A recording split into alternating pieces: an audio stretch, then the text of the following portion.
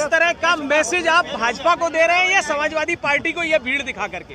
नहीं, हम किसी को मैसेज नहीं दे रहे हैं।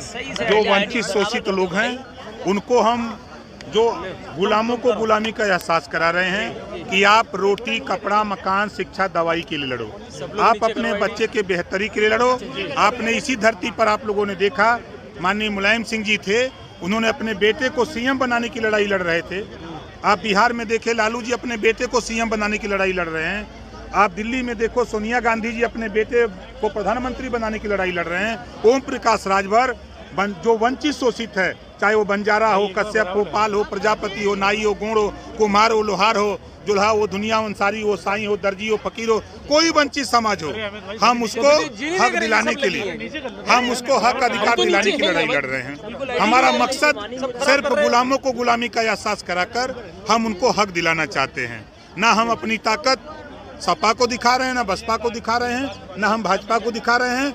हम गुलामों को गुलामी का एहसास करा रहे हैं कि आप वोट देते हो, बाबा साहब ने पावर दिया है वोट का, तो इस वोट के बदले आपको शिक्षा मिलनी चाहिए, स्वास्थ्य मिलना चाहिए, रोजगार मिलना चाहिए, आवास मिलना चाहिए, पेंशन मिलना चाहिए। ये जो सुविधा सरकार की है वो आपको मिलना चाहिए। इस बात के लिए आपको लगता होगा कि हम खाली इटावा में हैं। अभी मैं मैनपुरी में था, अभी मैं संभल में था, अभी मैं था हापुड़ में था, अभी मैं गाजियाबाद में था, अभी मधेपुरा था, कटिहार था, औरैया था, औरंगाबाद था। मैं पूरे प्रदेश में घूम करके गुलामों को गुलामी का एहसास करा रहा हूँ कि जिस दिन ये गुलाम अपनी बेड़ी की जंजीर तोड़ने के लिए छटपटा उठेगा, उस दिन ये अपने हक के लिए लड़ाई के लिए तैयार हो जाएगा। आप 2024 के चुनाव में कितनी सीटों पर चुनाव लड़वाएंगे? अपने सीट बटेगा तो बता देंगे कैसी सीट पर लड़ेंगे। गठबंधन किसके साथ रखेंगे? हम तो एनडीए के साथ हैं। तो उसी में ही आप अपने कैंडिडेट? बिल्कुल 100%। कितने की डिमांड है आपकी? हम देखिए, मांग तो करेंगे कि 3% सीट हम अपनी पार्टी को मान्यता प्राप्त दल कराने के लिए हम सीट मांगेंगे। अब कितनी सीटें मिल जाती हैं अब उस पर निर्भर है। बहुत दल है, हम लोग 38 दल के लोग हैं, तो सबको मिलना चाहिए ना, मारी मारा नहीं है। लड़ाई सिर्फ इस बात की है कि माननीय नरेंद्र मोदी जी के नेतृत्व में जो किसान सम्मान निधि सीधे किसान के खाते में, गरीबों के आयुष्मान कार्ड सीधे उनके पास, चाहे वो राशन का मामला हो, चाहे किरासन का कोई मामला हो, जो लाभ योजनाओं का है, गरीबों की योजनाएं जो बन रही हैं वो सीधे उनके लाभार्थी के यहाँ तक पहुँच रही है। ये सबसे बड़ी बात है। लेकिन जिस तरह से उसको कितनी सीटें मिलेंगी 24 में? पहले तो एक साथ रहें तब न मालूम हो के। अभी आपने देखा कि समाजवादी पार्टी के नेता मध्य प्रदेश में क्या बोले कि कांग्रेस पार्टी चालू पार्टी है, कांग्रेस पार्टी को वोट मत देना। जब ही हमको धोखा दे दिया तो फिर आपको धोखा देते कितना देर? अब बताओ गठबंधन कैसे होगा? अभी नीतीश जी उधर नाराज, ममता जी उधर नाराज, उधर अखिलेश जी उधर नाराज, सब नाराज है। तो कैसे सीट मिली? ओम प्रकाश राजभर लड़ करके 111 पहुंचा दिए। अम्बेडकर नगर, आजमगढ़, गाजीपुर, बलिया, मऊ, बस्ती खाता तक नहीं खुलने दिया था। इसके दम पर लड़ेंगे। अयोध्या में राम मंदिर शुरू हो रहा है, उद्घाटन हो रहा है उसका, लेकिन वहां पर समाजवादी पार्टियों को न बुलाने की कवायद चल रही है उन लोगों को। अच्छा ये बताइए, किसी मंदिर में किसी को न्योता मिलता है कि आप जाओ दर्शन करने? न्योता किसी को मिलता है? चाहे मंदिर हो, मस्जिद हो, गुरुद्वारा हो, कहीं भी आप स्वतंत्र हैं। आप नहीं 22 को जाइए, आपको कहना चाहिए आप लोगों के सामने तो भाई हम 22 के बजाय हम 24 को जाएंगे, 26 को जाएंगे, लेकिन जाएंगे। लेकिन उन्हीं की पार्टी के एक नेता हैं, पूरा धुआं निकाल रहे हैं। तो वो तो कह रहे हैं कि हिंदू धोखा है, मंदिर के लिए भी सवाल खड़े कर रहे हैं स्वामी प्रसाद मौर्य।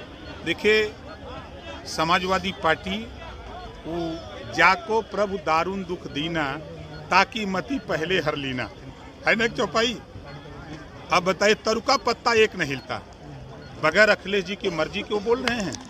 अखिलेश जी बोलवा रहे हैं कि आप बोलो समाजवादी पार्टी को खत्म करो, तो खत्म करने में लगे। डिम्पल यादव तो कह रही हैं कि उनका अपना निजी मामला है। अच्छा ये बताइए, आपके घर में हम रहें, आपने हमको रहने के लिए दिया, हम वही में बकरी बांधने लगी, तो रहने देंगे? सांसद इसका से चले गए हैं। समाजवादी पार्टी के विपक्ष जो है क्या नाम विपक्ष को दबाना चाहती है। 89 में निकाले गए थे, तब कौन सा विपक्ष दबाया जा रहा था, याद है आपको? 89 में भी सांसदों को सदन से बाहर कर दिया गया था, उस पर तो किसी का ध्यान नहीं है। सदन की गरिमा को बनाए रखना स्पीकर का काम होता है। सदन चर्चा के लिए है और सदन में हंगामा करना, समस्या का अगर निदान चाहते हो तो सदन में चर्चा करो। सरकार अगर चर्चा से भाग रही हो तो आप कहो, आप चर्चा से खुद भाग रहे हो और वहाँ ऐसे हरकत कर रहे हो जिससे स्पीकर को सदन चलाने के लिए कदम उठाना पड़ रहा है। उन्होंने प्रोफेसर राम गोपाल यादव ने कहा है क्या यूपी में भी होना चाहिए? अब कहो भैया जी, देखिए संविधान से देश चल रहा है। संविधान में बाबा साहब डॉक्टर अम्बेडकर जी ने किसी भी धर्म के खिलाफ किसी को बोलने की अनुमति नहीं है। सबको अपने अपने हिसाब से पूजा पाठ रहने का व्यवस्था है। अगर कोई गलत कर रहा है तो उसके खिलाफ कार्रवाई होनी चाहिए, हमारा अपना मानना। जो क्रिमिनल एक्ट नया आया उसमें प्रोफेसर राम गोपाल यादव ने सवाल खड़े किए हैं कि अगर जो भी सरकार का विरोध करेगा या उनके खिलाफ बोलेगा तो उसमें राज जरूर लगाया जाएगा, सभी को सावधान रहने की जरूरत है। ये सब झूठ बोल रहे हैं, पहले उसको पढ़ लें। ये सिर्फ वोटरों को भड़काने के लिए बोलते हैं। पूरा सभा सांसद है ना, क्यों कानून पास होने दिए।